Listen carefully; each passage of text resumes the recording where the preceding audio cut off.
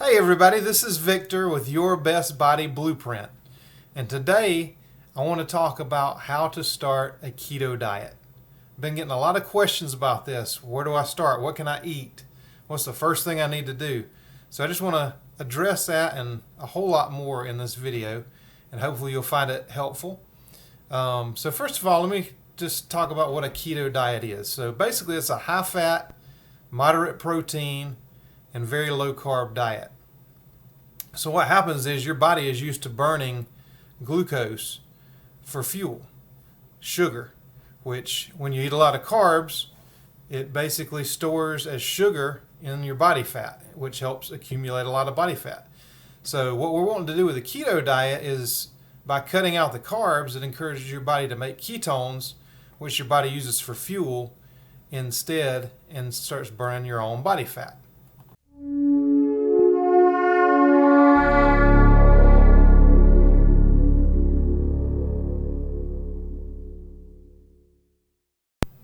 So why would you want to start a keto diet? Well, number one, a lot of people will start to lose weight. And the weight loss is actually a side effect that happens when you get healthy and your body starts shedding that when it finds out that it doesn't need to store all the body fat and all the sugars, because you can efficiently burn your own fat and your body will produce the ketones as fuel.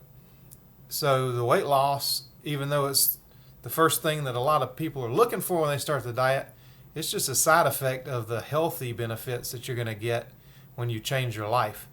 People have reverse diabetes. There's a wide range of health effects from eating the keto diet. Reduced blood sugar. The energy that you get from it is unbelievable. So you'll get energy like you forgot you had. It's going to reduce your inflammation. Inflammation is one of the biggest factors in a myriad of chronic diseases. And doing keto is going to reduce your inflammation more than any other diet known to man. And there's scientific studies to prove this. It's not anecdotal or just my opinion. There's scientific proof to prove it. So, it's a really great diet for many aspects of your life. So how do you start? Well, the first thing you got to do is get rid of all of the foods that you have, or reduce the amount greatly if you can't just jump right into it. And I know a lot of people just can't go and totally get rid of everything that's in their house, because that could get expensive. But what you want to do is start at least weaning down the amount of sugars that you have in your food. So anything that has added sugar, and there's a lot of hidden sugars, maltitol, dextrose. There's all kind of names for them, but there's only 2 or 3 sweeteners that you should even consider using if you're doing keto. And those, you could use monk fruit, you can use erythritol, and you can use stevia. Stevia probably being the best because it's a plant-based sweetener, and it does not affect your blood sugar. Added sugar is pretty easy to find. You have to learn to read your food labels. And I'm going to make a video at some point about reading food labels and how they try to trick you, either with portion size or the hidden sugars that you can get. They can put them in there in many, many different forms and many, many different names. Now, also included in the sugars would be things like honey, maple syrup, agave nectar. They're natural, and people will say they're healthy, but they are full of sugar. Just take a bag of sugar and read the amount of carbs in that. Then take your honey, read the amount of carbs in that, and you'll see that in some cases the honey is even actually worse. We can talk about the glycemic index and what those do to your body, but if you just look at the carbs, you'll be shocked. So again, the only sweeteners that you would even want to consider, and only really in the beginning of your keto journey, would be the stevia, the monk fruit, and the erythritol. Allulose also, I left that out earlier, but allulose is really good. I've got a ice cream recipe that I use allulose in that is absolutely phenomenal, and you wouldn't know that it wasn't the real thing. So what do you do next after you've gotten rid of all the sugars? What other carbs are we talking about here? Well, we're talking about bagels. We're talking about breads. We're talking about beans, crackers, cookies, chips, cornbread, donuts, anything with flour. We've got some flour alternatives that we use that are really, really helpful. And you can make just about anything keto using my substitutes, and we'll talk about that some other time. But jams, jellies, there's just so much out there that either has carbs or sugar that you wouldn't think. And you think fruit's healthy, but if you're trying to get healthy, the sugars in your body are what you need to get rid of because they're causing you inflammation. Inflammation is awful. It is the cause of so many chronic diseases, and eating the keto diet will eliminate your inflammation that's not normal body response. If you get hurt in some way, inflammation is what helps your body to heal itself. But when you get inflammation from eating foods, the chronic inflammation that is not the proper type of inflammation is going to slowly kill you. And two of the biggest things you've got to get out of the house and stop eating are rice and oatmeal. And I know that's a tough pill to swallow because we've always been told that rice is healthy and oatmeal is one of the healthiest things you can eat. You should eat that for breakfast every morning. Well, if you have health conditions, you got to cut the carbs. Plain and simple. It turns to sugar, is stored in the fat, and is terrible for you. Again, it causes all the inflammation and starts your chronic diseases. So you got to get rid of that too. Are there alternatives for those? Absolutely. And we'll talk about that. I've got some recipes coming to my website with some substitutes and some great things that you can eat and replace those with. But anything with carbs, you have to get rid of.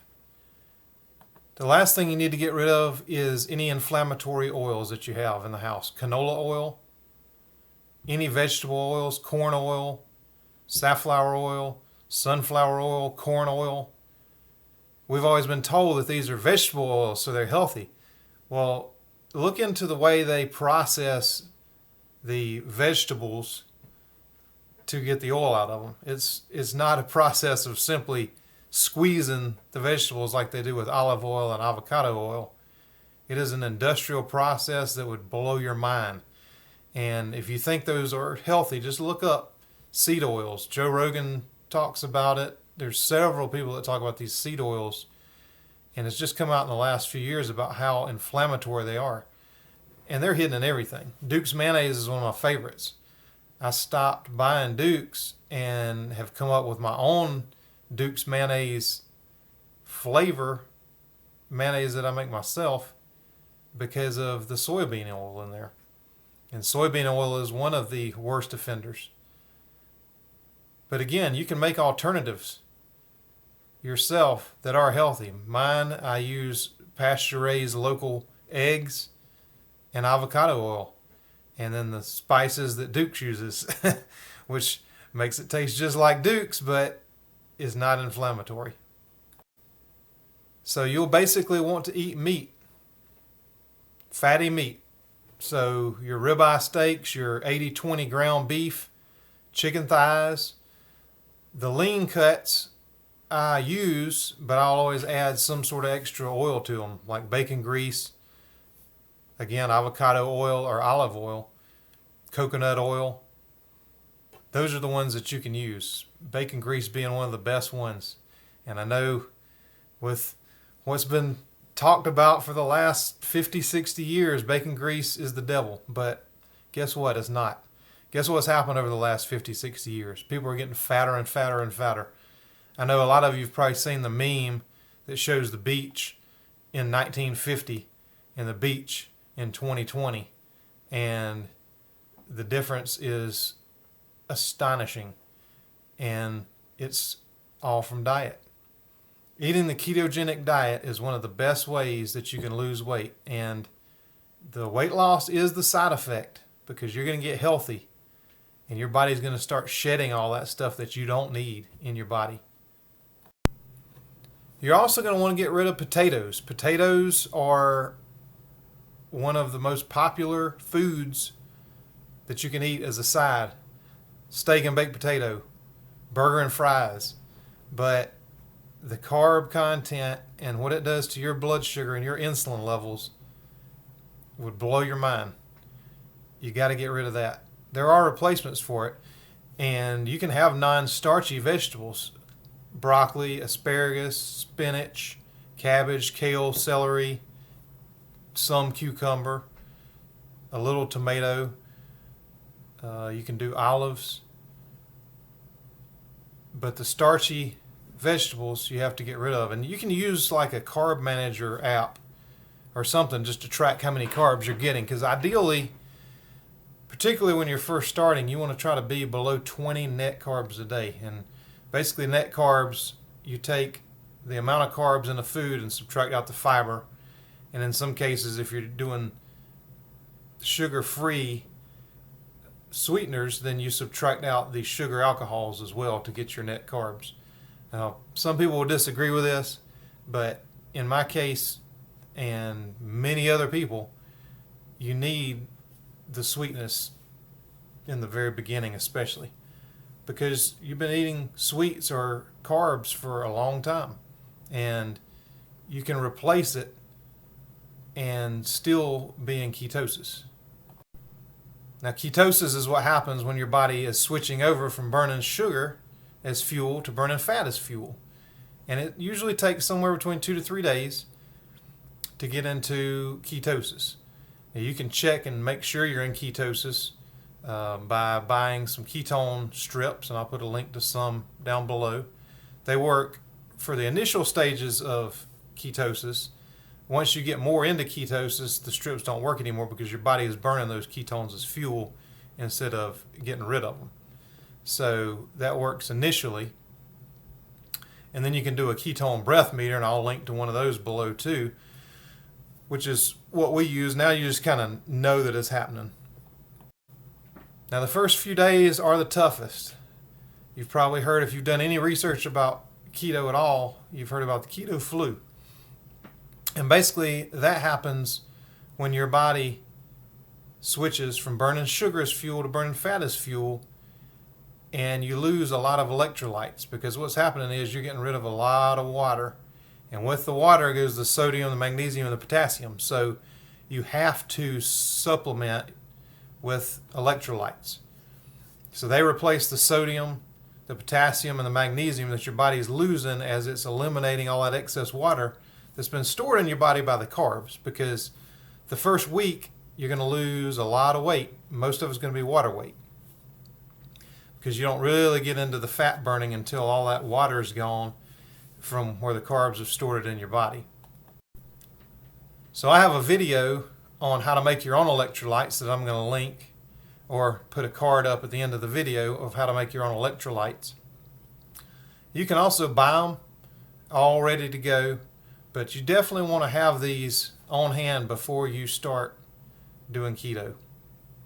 And I'll link to a couple of the ready to go ones down below also if you want to do that. But you got to have one or the other. There's just no way around it, or you're going to feel terrible and you're going to be like, I don't want to do this keto thing because I feel like crap.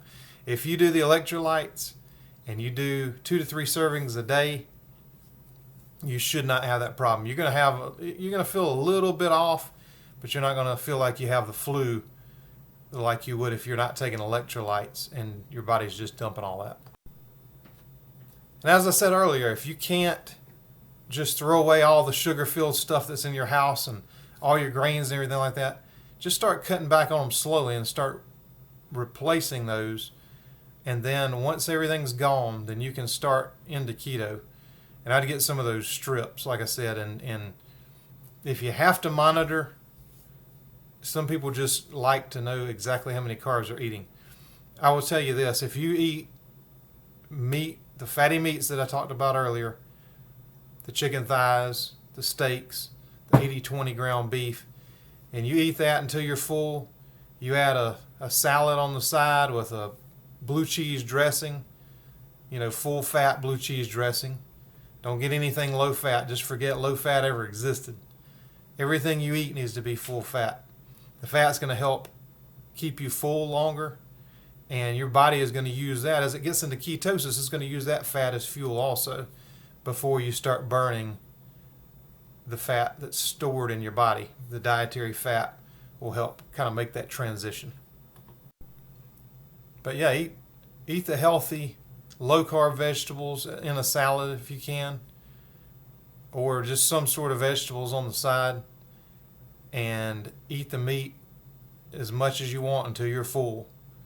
And your body will let you know once you're switching over, or once you get switched over to burning fat for fuel, your body will let you know when you've had enough food. You don't have to worry about overeating. You can go into a Chinese restaurant and you can eat until you are stuffed. An hour and a half later, you're starving to death, and that's just part of your body's reaction to carbs and the fuel and the sugar that it uses and that it turns into. If you eat until you're full doing keto, you're not going to have to worry about that. You'll be full for hours. You won't snack between meals, which is another point that you have to do, because your insulin levels spike every time you eat something. You want to keep that insulin as low as possible, to keep your blood sugar as low as possible. And so you only want to eat at mealtime. Don't snack in between. There's keto snacks out there. There's stuff that has keto written on the label.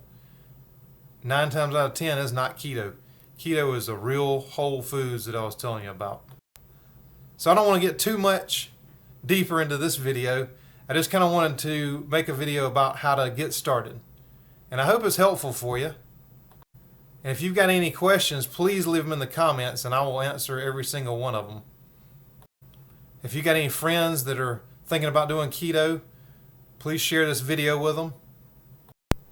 I hope if you are wanting to start keto that this will give you a quick start guide.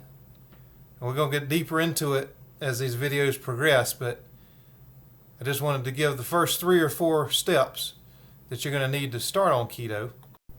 There's so many good foods that you can have on the keto diet. It's unbelievable. Okay, well that's it for this video. I hope you did find it helpful. And like I said, if you would just give me a thumbs up if you found any part of it helpful to you, I'd really appreciate it. And share the video. And subscribe to me if you want to see more videos like this. I'm going to get deeper into keto as we go along. But I really appreciate you guys watching, and I do hope to see you in the next video.